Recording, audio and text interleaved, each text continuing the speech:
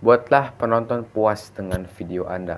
Di sini gue akan memberikan beberapa indikator bagaimana kita bisa menilai hal ini sebagai seorang kreator. Yang pertama, turuti kemauan penonton. Gue akan berikan asumsi yang sangat sederhana sekali. Kita misalnya baru upload video, konten utamanya konten memasak. Di dalam channel kita dibagi dua masakan.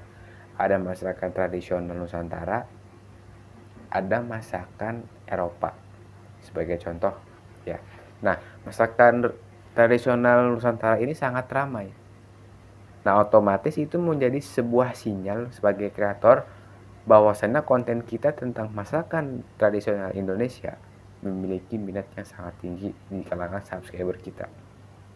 Mungkin kalau yang baru mulai, yang baru 100 subscriber atau mungkin baru 200 atau mungkin 1000 itu belum kelihatan. Tapi juga sebenarnya itu bisa terlihat dari jumlah views-nya. Misalnya kita subscriber baru sedikit nih, tapi kita upload konten tentang masakan Nusantara yang tadi gue jelaskan. Nah itu kalau itu rame berarti bahwasannya penonton kita itu suka, atau penonton baru yang baru menonton channel kita suka dengan cara masak kita atau cara berkomunikasi kita. Nah, jadi itu sebagai indikator kita bagaimana kita bisa memenuhi atau menuruti apa maunya penonton. Yang kedua, berikan mereka ruang. Ketika mereka berkomentar lalu menyampaikan aspirasinya, kita harus tampung hal tersebut. Kita juga harus memberikan respon atau feedback, misalnya dengan menyukai komentarnya, atau kita bisa membalas komentarnya, atau kalau kita ada waktu kita buatkan video. Misalnya dia meminta untuk memasakkan Nusantara khas daerah mana, yang menggunakan asumsi pertama tadi. Kalau misalnya dia bisa atau meminta hal tersebut, kita bisa membuatkannya, kita buatkan. Tujuannya adalah bagaimana kita menjaga kepercayaan tersebut ya teman-teman. Kalau misalnya kita bikin penonton itu percaya dengan kita, otomatis dia bakal subscribe, dia bakal loyal juga kepada kita itu. Nah, sebelumnya gue pernah jelaskan di konten gue sebelumnya tentang bagaimana cara membuat narasi yang baik. Gue akan cantumkan linknya di deskripsi, teman-teman bisa lihat dulu ya, karena narasi itu adalah kunci. Perhatikan gaya berkomunikasi. Gaya berkomunikasi ditentukan dari target audiens kita siapa. Semakin dewasa, kita juga harus bisa memahami pola pikir mereka. Atau mungkin semakin usianya rendah atau anak, kita juga harus bisa memahami pola pikir mereka. Karena usia itu menghasilkan perspektif atau sudut pandang. Bukan hanya usia, tapi pendidikan juga berpengaruh. Dan juga lingkungan tempat tinggal. Sebenarnya sih nggak harus berdetail, tapi dari usia juga sudah cukup bagaimana kita bisa mengkategorikan karakter apa yang cocok untuk penonton saya. Nah, kalau misalnya itu hal-hal seperti ini kita bisa melihat dari video yang ditonton oleh subscriber kita.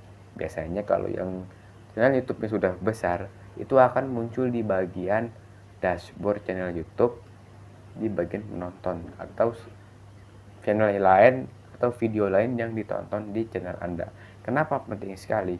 Tujuannya adalah agar kita tahu nih, mereka ini nonton channel siapa, kayak komunikasi seperti apa.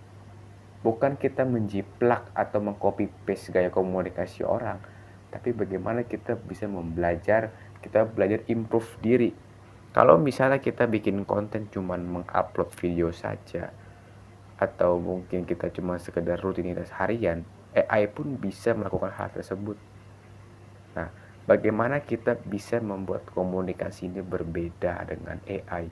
Karena semenjak sebulan belakangan, AI ini sangat cepat sekali perkembangannya. Bahkan dia sudah bisa membuat video podcast otomatis, bisa mengenerate video dengan cepat sekali, dan bahkan bisa langsung upload dan jadi.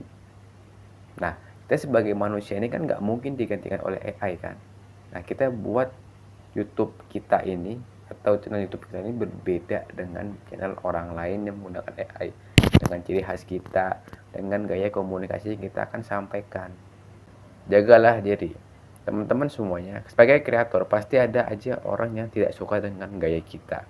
Ya, kita harus bisa menjaga diri kita, jangan sampai ketika ada komentar negatif yang mungkin membuat emosi kita naik ya, kita langsung serang atau kita bisa bikin gaduh di sosial media.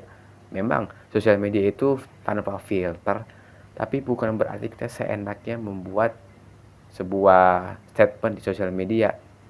Walaupun memang tanpa filter, tapi tetap saja itu bisa dibawa ke ranah hukum. Nah, teman-teman, kalau misalnya kita kreator ya, mungkin sudah besar channelnya, atau mungkin sudah banyak subscribernya, ya otomatis kita bakal merasakan loh hal-hal seperti itu. Ada orang yang mungkin ngajak ribut kita, ya. Ya kita sebagai kreator ya sabar aja. Oke teman-teman, itu adalah 4 poin penting yang aku sampaikan. Semoga bisa bermanfaat.